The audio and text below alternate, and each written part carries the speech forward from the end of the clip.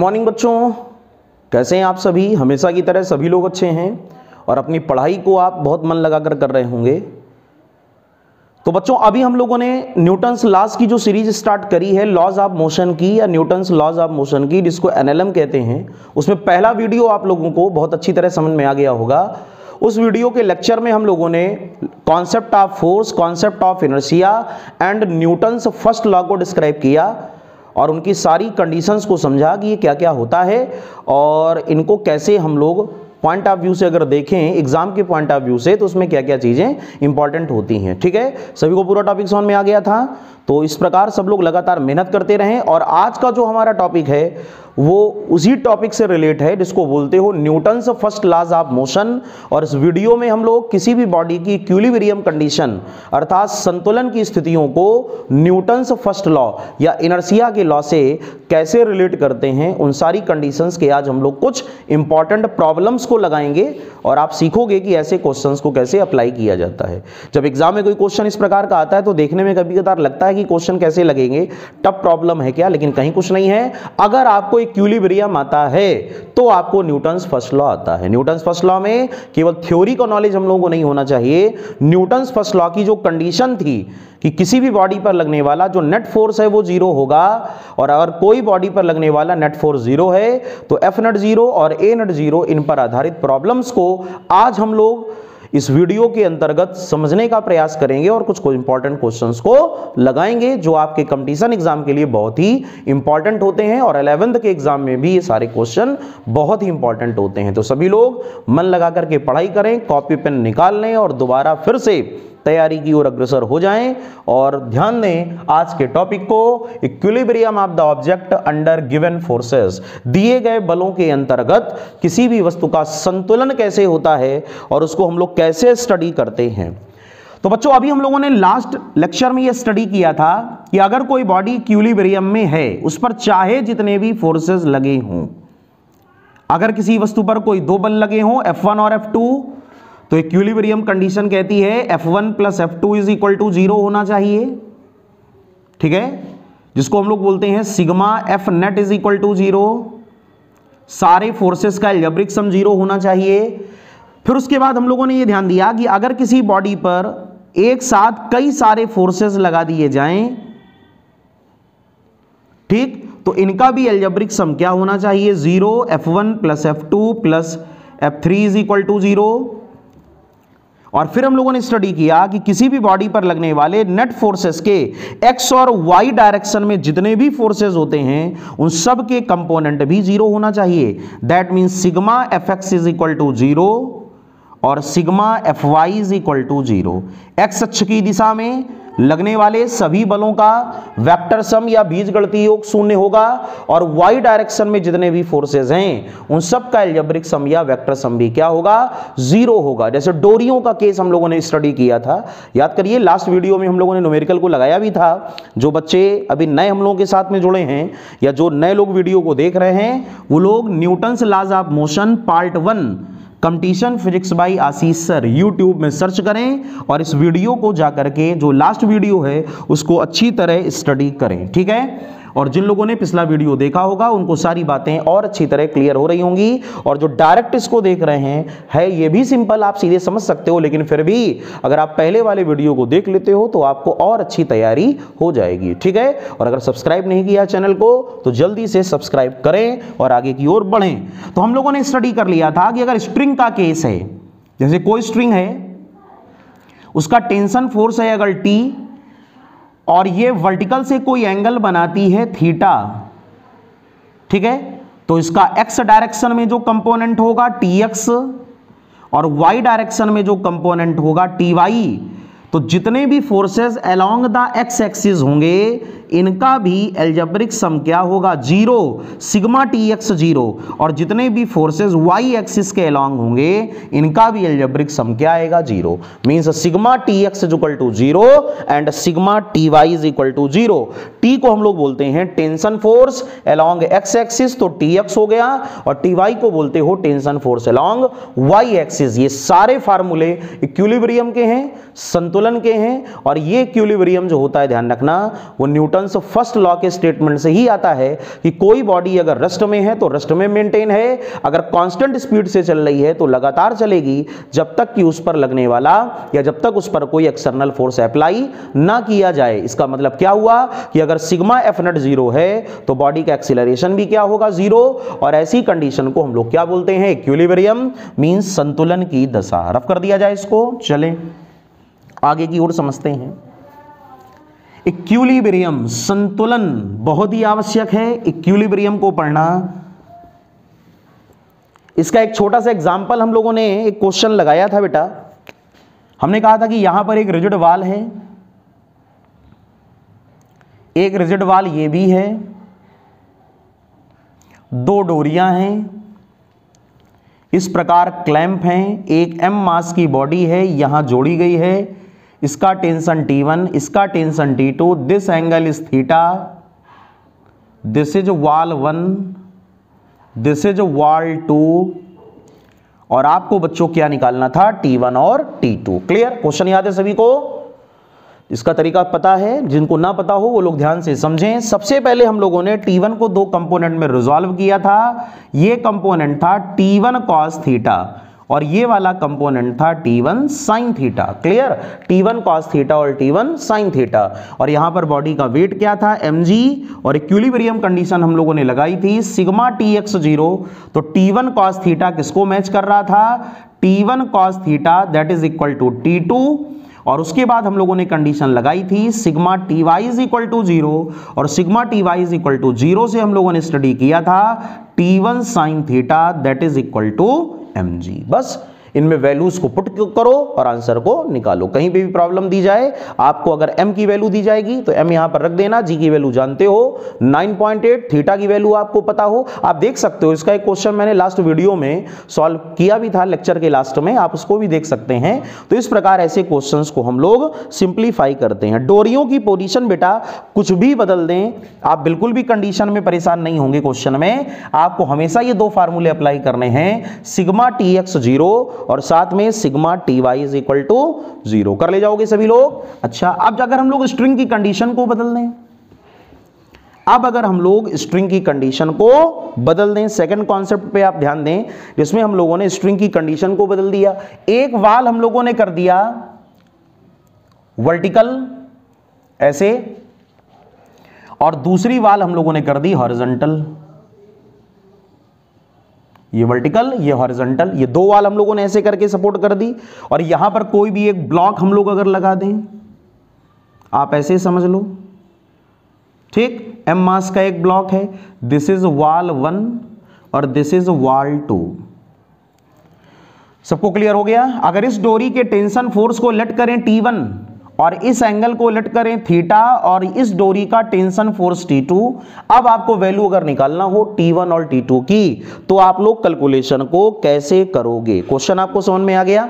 कोई भी एंगल हमको दे सकता है थीटा, अगर आप वाल के साथ एंगल देखोगे तो ये थीटा, और अगर आप वर्टिकल के साथ एंगल देखोगे तो ये एंगल क्या हो जाएगा? थीटा। बड़ा सिंपल है। ये टेंशन फोर्स कितना T2, ये टेंशन फोर्स कितना T1।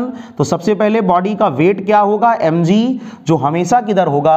Along downward direction. हमेशा किधर होगा? Along downward direction. क्लियर? अब T2 के दो कंपोनेंट करोगे, एक अलोंग x एक्सिस और दूसरा अलोंग y एक्सिस। ये एंगल कितना? थीटा, तो ये एंगल कितना होगा? थीटा।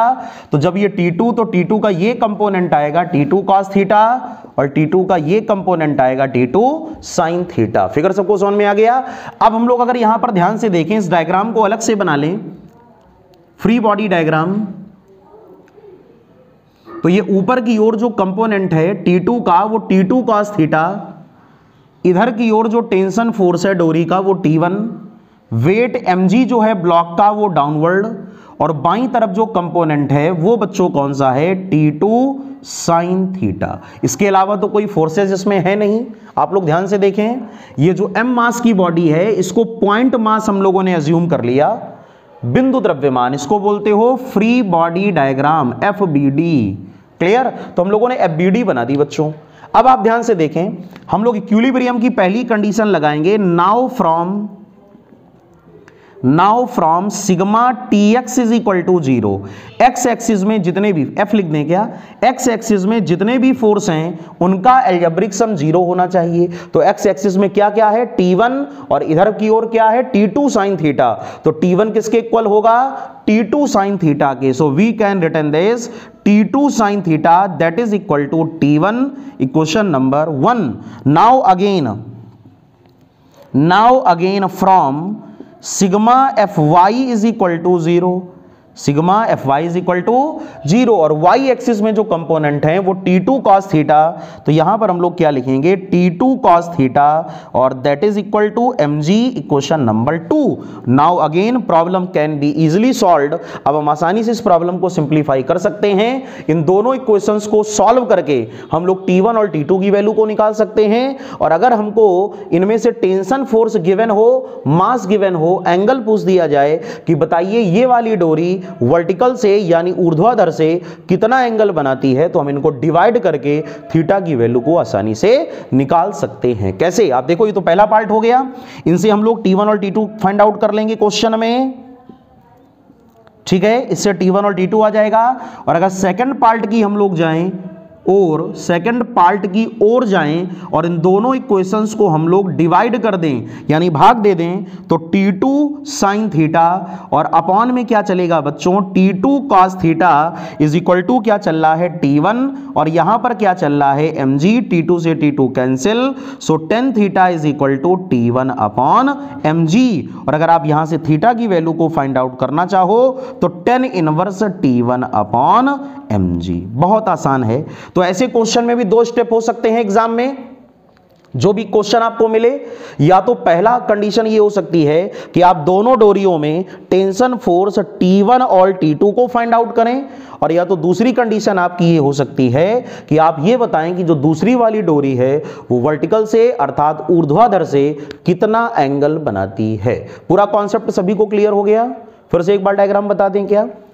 यहां पर ये डोरी का टेंशन फोर्स T2, ये T1। अच्छा, एक बात हमेशा सभी लोग ध्यान देना, शायद किसी को ना पता हो, जो टेंशन फोर्स होता है वो हमेशा रिजिड सपोर्ट की ओर होता है।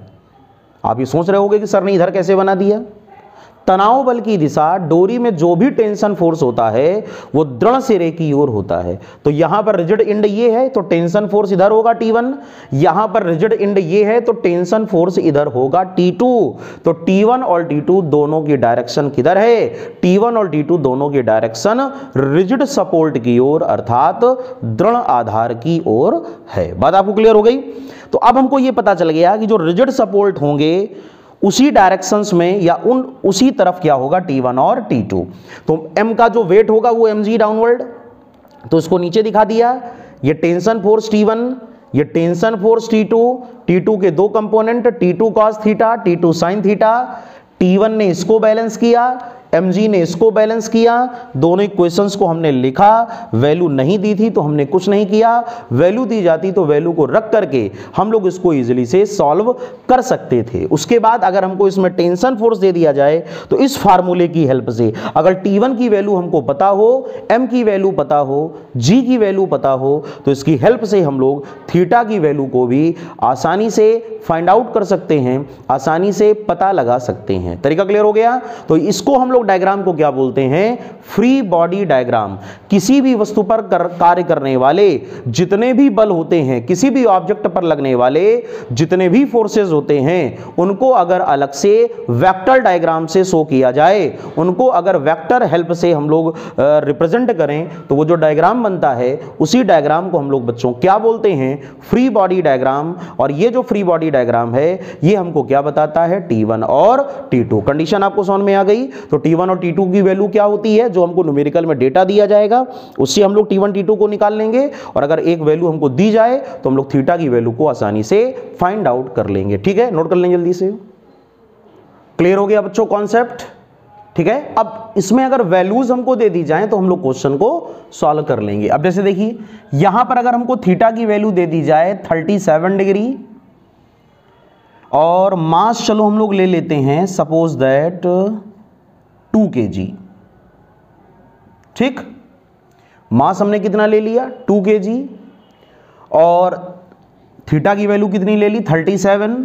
तो ये भी एंगल कितना होगा 37, यहां पर कितना होगा T2 cos 37, यहां पर क्या होगा T2 sin 37। इधर पे आ जाओ, mg की जगह क्या होगा 2 इंटू जी T1 या T2 cos 37 और यहां पर होगा T2 sin 37। ठीक है, अब हम लोग क्या यूज करेंगे, हमको क्या फाइंड आउट करना है, find T1 comma T2, T1 और T2 हमको फाइंड आउट करना है। कैसे करोगे, सबसे पहले now from sigma fx is equal to 0 या sigma tx is equal to 0, दोनों में कोई अंतर नहीं, एक्स एक्सिस के अलोंग नेट फोर्स को 0 करना पड़ेगा। तो T1 किसके इक्वल है, T2 sin 37 के, तो T2 sin 37 that is equal to T1। और उसके बाद अगर हम लोग यहां पर ध्यान से देखें, sigma Fy is equal to 0, और जब sigma Fy is equal to 0 की बात करोगे तो T2 cos 37 और T2 cos 37 is equal to 2g, और g की वैल्यू को अगर हम लोग रख दें 10, हमने एज्यूम किया g is equal to 10 metre पर सेकेंड स्क्वायर, 9.8 की वैल्यू अगर दी जाए तो आप लोग उससे कर लेना। ठीक है, तो यहां पर आ गया T2 cos 37 is equal to 20, तो T2 इज इक्वल टू आ गया 20 अपॉन cos 37। क्लियर, cos 37 आप लोग जानते होंगे, क्यों भाई, इससे पहले हम लोग पढ़ चुके हैं। ये एंगल होता है 37, ये 3, ये 4, ये 5। तो अगर हम लोग बात करें यहां से cos 37 तो 4/5, अगर हम लोग वैल्यू बात करें sin 37 तो ये हो जाएगा 3/5। बस इस वैल्यू को हम लोग यहाँ पर पुट कर दें cos 37 की जगह, तो 20 अपॉन cos 37 की वैल्यू 4/5, तो 20 इंटू 5 अपॉन कितना 4, तो ये कितना हुआ 5, दैट मीन्स 25 न्यूटन। तो बच्चों T2 की वैल्यू हमारे पास में कितनी आ गई 25 न्यूटन, तो T2 इज इक्वल टू आ गया 25 न्यूटन। क्लियर, और T2 की वैल्यू को हम लोग कहां पुट कर दें, इक्वेशन नंबर 1 में। तो इक्वेशन 1 में T1 is equal to T2, और T2 की जगह 25, साथ में चल रहा है sin 37, और sin 37 की वैल्यू हमारे पास में कितनी है 3/5, तो 25 इंटू 3/5, 5 से 25 कैंसिल, 5 इंटू 3 15, तो कितने न्यूटन आ गया बोलो 15 न्यूटन। तो T1 की वैल्यू कितने न्यूटन आ गई 15 न्यूटन, और T2 की वैल्यू कितने न्यूटन आ गई 25 न्यूटन। क्वेश्चन आपको समझ में आ गया, पहले मैंने आपको कॉन्सेप्ट बताया, फिर उसी का एक एप्लीकेशन करा दिया। ठीक है, आप चाहते तो डायरेक्ट एप्लीकेशन भी लगा सकते हो, अगर आपको आता है तो आप लगाएं, और जिन बच्चों को नहीं आता वो लोग पहले कॉन्सेप्ट को समझें इक्विलिब्रियम के, और फिर क्वेश्चन को लगाएं। ठीक है, फिर समझ लो एक बार, ये एंगल कितना था 37, तो ये भी कितना हो गया 37। T2 के दो component, T2 cos 37, T2 sin 37। T2 sin 37 किसको बैलेंस करेगा T1 को, और उसके बाद T2 cos 37 किसको बैलेंस करेगा 2g को। तो यहां से हम लोगों ने g की वैल्यू को क्या रख दिया 10, तो T2 की वैल्यू आ गई 20 अपॉन cos 37। 37 का ट्रायंगल तैयार रखो, बेस अपॉन हाइपोटेनियस, आधार बटे कर्ण, तो यहां पर वैल्यू को हम लोगों ने पुट कर दिया, तो ये हमारे पास में आया 25 न्यूटन, और 25 न्यूटन को यहां पर पुट कर दिया, तो T1 इज इक्वल टू आ गया 25 इंटू साइन 37 3/5। तो क्वेश्चन का सही आंसर आ गया 15 न्यूटन। तो कितने आंसर आ गए, दो, एक तो टेंशन फोर्स T1 और दूसरा tension force T2। T1 is equal to कितने न्यूटन होगा 15 न्यूटन, और T2 बराबर कितने न्यूटन होगा 25 न्यूटन। सबको समझ में आ गया, नोट कर लें क्वेश्चन को, कॉपी कर लें। तो इक्विलिब्रियम के क्वेश्चंस बहुत इंपॉर्टेंट होते हैं, बस आपको क्या याद रखना है, sigma F net is equal to 0। Solve कर लिया बच्चों। अब देखिए इक्विलिब्रियम में कुछ और प्रॉब्लम्स होती हैं, जैसे कि एक पुली प्रॉब्लम को समझो।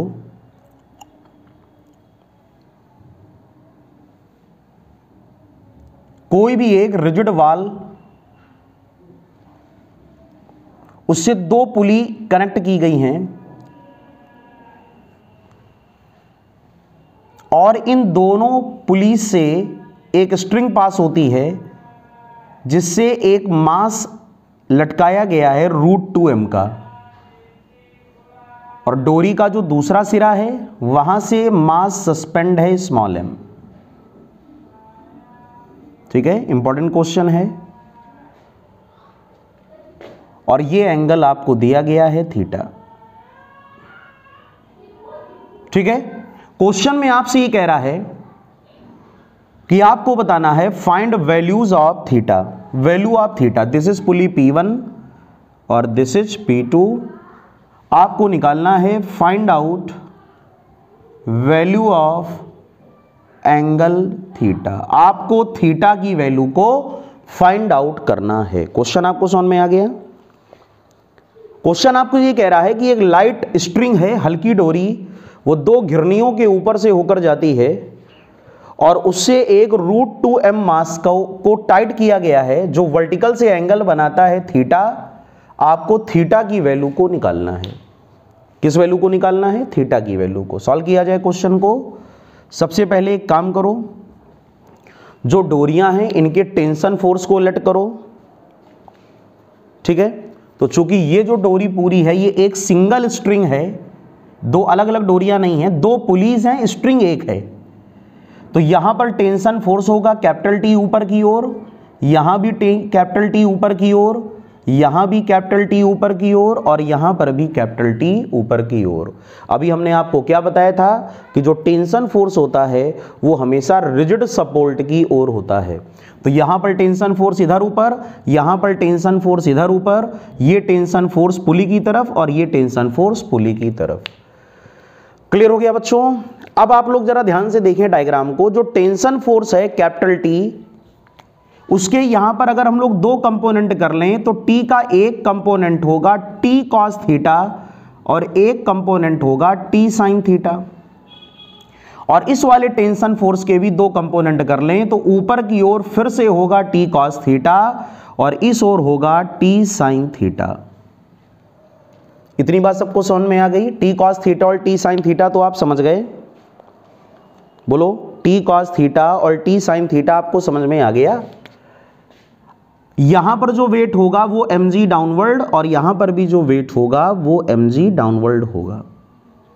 ठीक, √2m का जो वेट होगा वो √2mg डाउनवर्ड होगा। ठीक है, तो अगर आप इसको देखो ध्यान से, सबसे पहले now from sigma fx is equal to 0, तो x एक्सिस में T sin थीटा और T sin थीटा एक दूसरे को कैंसिल कर देंगे। तो T sin theta minus T sin theta ये तो वैसे भी ऑलरेडी एक दूसरे को कैंसिल करेंगे। तो कहने का मतलब हुआ √2m के मोशन में T sin थीटा का कोई योगदान नहीं होगा, कोई पार्टिसिपेशन नहीं होगा। अब वर्टिकल फोर्सेस को देखो। Now from sigma fy is equal to 0, तो यहां पर T is equal to mg, यहां पर T is equal to mg, तो दोनों T सेम डायरेक्शन में हैं। ठीक, और दोनों के mg भी वर्टिकल डाउनवर्ड हैं। इसका मतलब दोनों टेंशन फोर्स को जब ऐड करोगे तो 2T और दोनों mg को जब ऐड करोगे तो 2mg, तो 2 से 2 कैंसिल, तो T इज इक्वल टू बन गया mg। ये बात आपको समझ में आई? ये बात आपको समझ में आई? यहां पर टेंशन फोर्स कैपिटल T ऊपर mg नीचे, यहां कैपिटल T ऊपर mg नीचे, तो T और T ऐड कर दिया 2T, mg ऐड कर दिया तो 2mg, 2T बराबर 2mg, 2 से 2 cancel, then T is equal to mg।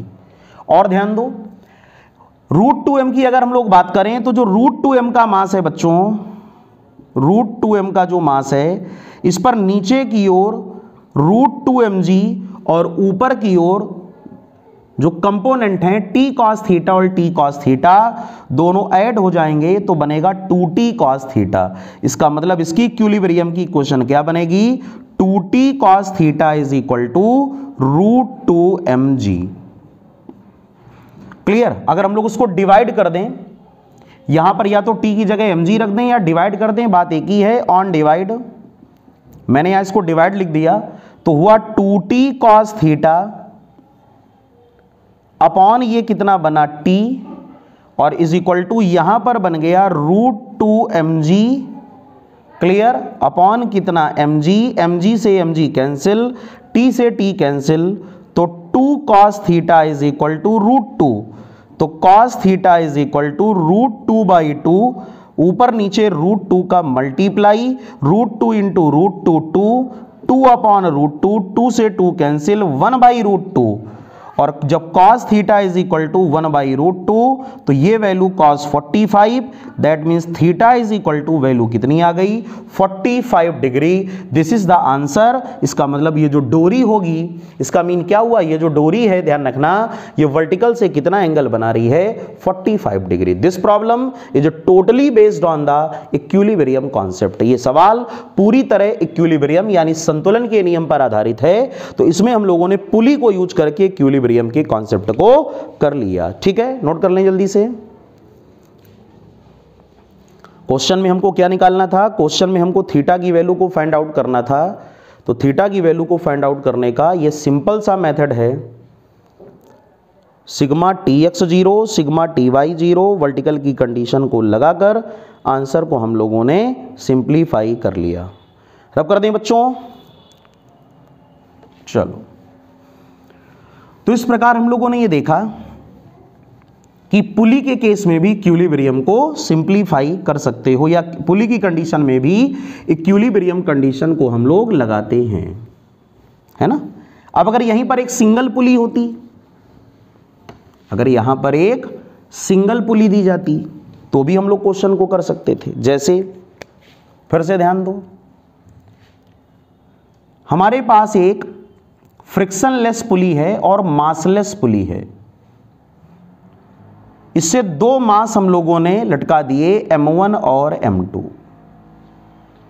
ठीक है ना। हमारे पास जो पुली है वो फ्रिक्शनलेस पुली है, बहुत इंपॉर्टेंट कॉन्सेप्ट है ये, ठीक। दो मास है हमारे पास M1 और M2, इनको हमने एक पुली से लटकाया। तो अगर हम लोग यहां पर ध्यान से देखें तो इस वाली डोरी का टेंशन फोर्स कैपिटल T ऊपर की ओर, और इस वाली डोरी के इस वाले पार्ट का भी टेंशन फोर्स कैपिटल T ऊपर की ओर। चूंकि डोरी एक ही है, T1 T2 पे दिमाग तो तब ले जाओगे ना जब डोरियां अलग अलग हों। अगर स्ट्रिंग अलग अलग हैं तो T1 और T2, और अगर स्ट्रिंग सेम है तो कैपिटल T। तो यहां पर भी कैपिटल T अपवर्ड, यहां पर भी कैपिटल T अपवर्ड। अब यहां पर जो वेट होगा वो M2G डाउनवर्ड, और यहां पर जो वेट होगा वो M1G डाउनवर्ड, ठीक है। अब हम लोग इसकी अलग अलग FBD बना दें। FBD ऑफ मास M2, देखो ध्यान से समझना, M2 मास के लिए फ्री बॉडी डायग्राम कैसे बनेगा। कंडीशन हमारे पास है कि M2 M1 से बड़ा है। अगर M2 M1 से बड़ा है तो M2 कहां जाएगा, डाउनवर्ड, तो इसका एक्सीलरेशन होगा नीचे की ओर, और M1 किधर जाएगा, अपवर्ड, तो इसका एक्सीलरेशन ऊपर की ओर। तो अगर M2 की FBD पे हम लोग ध्यान दें तो यहां पर ये मास हो गया M2 नीचे की ओर, इसका वेट हो गया डाउनवर्ड M2G, ऊपर की ओर डोरी का टेंशन फोर्स हो गया कैपिटल T, और एक्सीलरेशन हो गया A, ठीक है। एक्सीलरेशन क्या, A, M2G और T। अब आप ध्यान से देखो, यहां पर M2G डाउनवर्ड, T अपवर्ड, तो क्या इक्वेशन बनेगी बोलो, M2G minus T, M2G minus T, और that is equal to MA। अब आप कहोगे सर जीरो नहीं आया। बेटा जीरो तो तब आता ना जब इक्विलिब्रियम होता। इस वाले क्वेश्चन में एक मास कैसा है, हैवियर, और एक मास कैसा है, लाइटर, इसका मतलब मोशन होगा। एक द्रव्यमान भारी और एक हल्का, तो गति तो होगी ना। अगर दोनों mm के होते यहां पर तो मोशन ना होता, इक्विलिब्रियम कंडीशन होती। लेकिन अगर एक बड़ा और एक छोटा, तो बड़ा वाला कहां जाएगा, नीचे, और हल्का वाला कहां जाएगा, ऊपर। इसलिए यहां पर एक्सीलरेशन होगा A, तो हमने यहां पर लिख दिया MA, ठीक, और M की जगह M2A।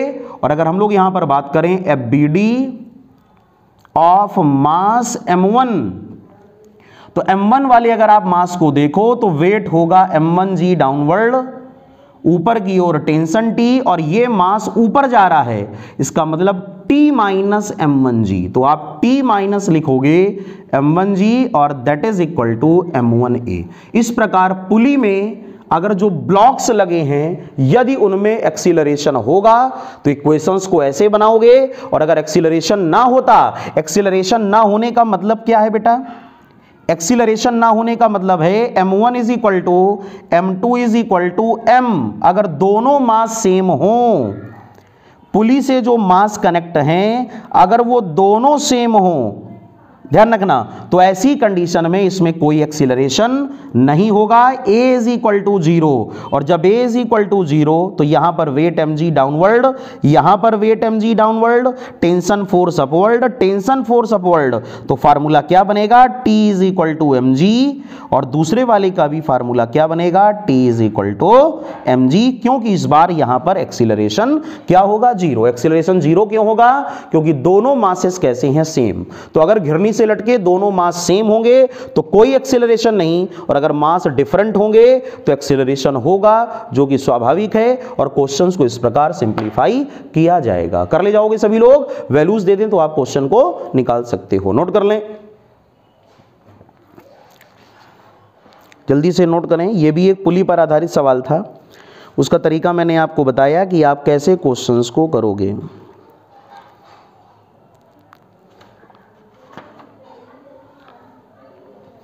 रब कर दें बेटा। चलिए, तो आपको यह भी बात क्लियर हो गई कि अगर किसी पुली से दो मास लटकाए जाएं, वैसे एक लेक्चर इसका अलग से भी बनेगा, पुली प्रॉब्लम, उसमें केवल पुली और पुली ही हम लोग पढ़ेंगे। पुली, कुली नहीं, पुली, पुली, घिरनी, पुल्ली नहीं, पुली, चैन कुली की मैन कुली, पुली। क्लियर? तो हम लोगों ने ये बात करी। अच्छा, अगली वैरायटी देखो।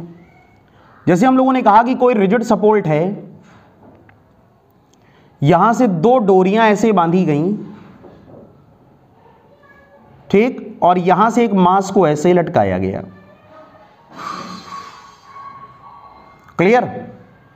इस वाले डोरी का टेंशन है T1 और इस वाली डोरी का टेंशन है T2, और क्वेश्चन में आपसे ये कहा जाए कि आप T1 और T2 की वैल्यू को फाइंड आउट करें। Find values of T1 and T2, और आपको मैंने ये बता दिया कि अलोंग द एक्स एक्सिस ये एंगल है θ1 और ये एंगल है θ2।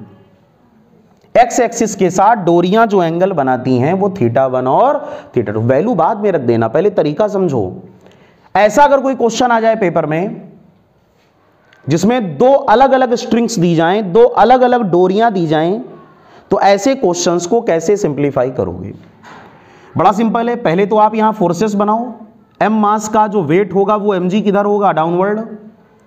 T1 के कितने कंपोनेंट, दो कंपोनेंट। एक कंपोनेंट होगा T1 cos θ1, दूसरा कंपोनेंट होगा वर्टिकली ऊपर की ओर जो कि होगा T1 sin θ1।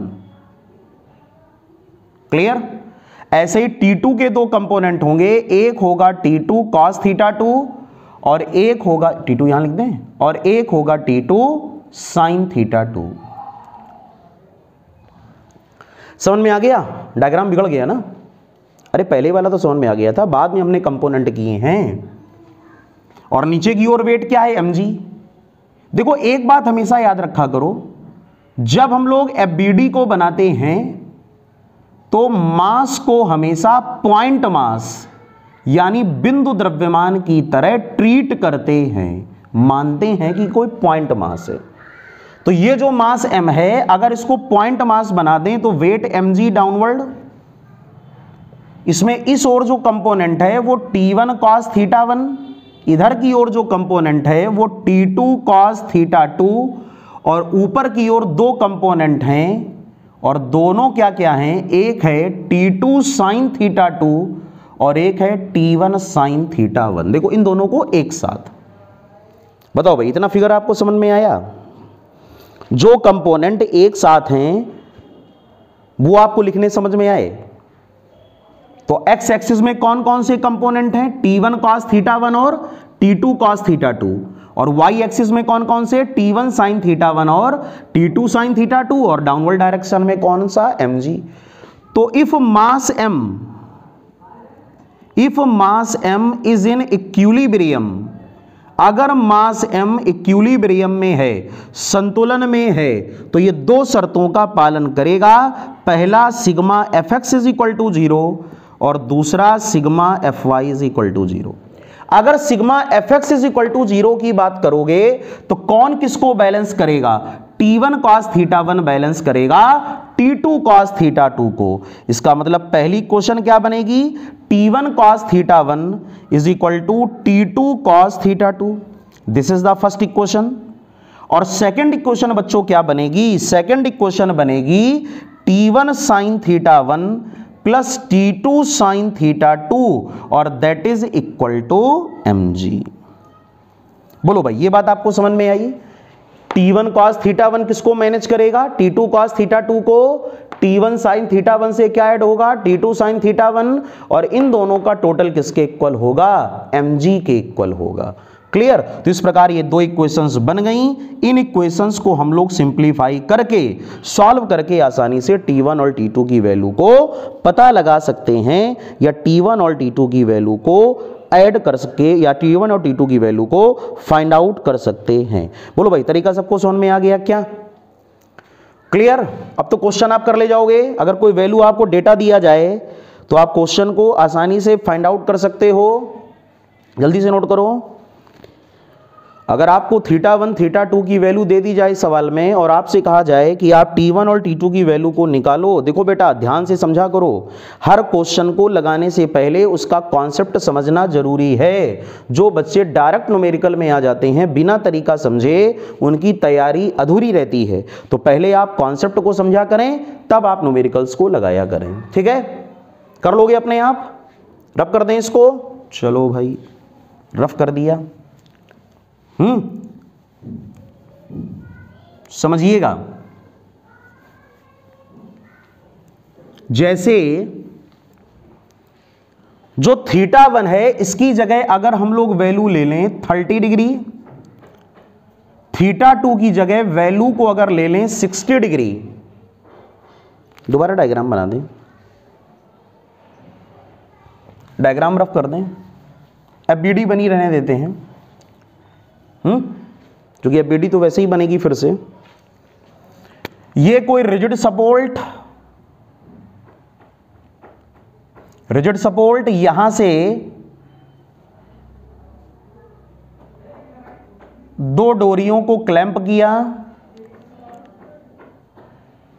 मास हम लोगों ने लिख दिया 2 kg और पहले का एंगल दिया 30 डिग्री और दूसरे का एंगल दिया 60 डिग्री। क्लियर? टेंशन फोर्स को T1 और T2 आपको क्या फाइंड आउट करना है?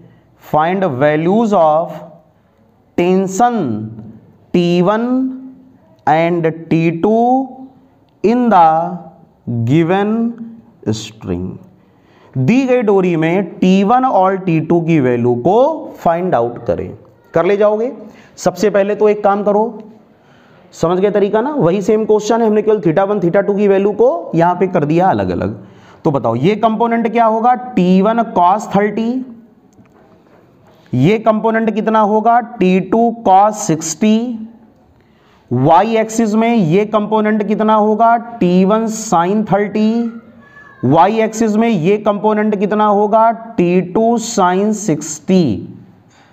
ठीक है? और नीचे की ओर क्या लगेगा? 2 × g या 2g। तो जहां पर mg है वहां पर 20, g की वैल्यू को हम लोगों ने 10 लेट कर लिया, 10 मीटर पर सेकंड स्क्वायर। T1 cos θ1, तो cos θ1 की जगह cos 30, T2 cos θ2 की जगह cos 60 और T1 sin θ1 की जगह 30 और T2 sin θ2 की जगह 60। सबको समझ में आ गई? पूरी बात क्लियर हो गई? बोलो भाई, क्लियर हो गया? अब कैसे करोगे? Equilibrium condition. तो now first sigma F X is equal to 0। F X is equal to 0 से तो आपको पता चल गया कि T1 cos 30 किसके इक्वल होगा? T2 cos 60 के। तो यहां पर क्या लिखोगे इस बार? इस बार आप लिखोगे T1 cos 30। अगर ये θ1 θ2 होता तो दोनों कंपोनेंट एक दूसरे को कैंसिल ना कर पाते, और अगर ये सेम हो जाता तो दोनों कंपोनेंट एक दूसरे को कैंसिल कर देते। तो T1 cos 30 किसके इक्वल होगा? T2 cos 60 के। क्लियर? cos 30 की वैल्यू बोलें, cos 30 की वैल्यू √3/2, cos 60 की वैल्यू बोलें 1/2, 2 से 2 कैंसिल, तो T2 बराबर आ गया √3T1। Equation number 1। ठीक। अब अगर हम लोग यूज करें sigma Fy is equal to 0, तो sigma Fy is equal to 0 में ये दोनों कंपोनेंट आपस में ऐड होंगे, तो T1 sin 30 plus T2 sin 60 और इज इक्वल टू 20। तो बोलो T1 और sin 30 की वैल्यू कितनी? 1/2 और T2 sin 60 की वैल्यू कितनी? √3/2, दैट इज इक्वल टू 20। अगर हम लोग पूरे से 1/2 कॉमन ले लें तो T1 प्लस √3T2 और इज इक्वल टू हो गया 40। और जरा ध्यान दो T2 की वैल्यू कितनी है? √3T1। अगर यहां पर हम लोग T2 की वैल्यू को पुट कर दें तो T1 प्लस √3, क्लियर? और T2 की वैल्यू कितनी है? √3T1। तो √3 into T1 is equal to 40, √3 into √3 T1 plus 3T1, तो 4T1, 4T1 is equal to 40। और जब 4T1 इज इक्वल टू 40 तो आप समझ गए हो कि T1 की वैल्यू आएगी 10 न्यूटन। T1 की वैल्यू बच्चों कितनी आएगी? 10 न्यूटन। और T1 की वैल्यू को अगर आप यहां पर पुट कर दो तो T2 बराबर √3 इंटू T1, इसका मतलब T2 की वैल्यू आएगी 10√3 न्यूटन।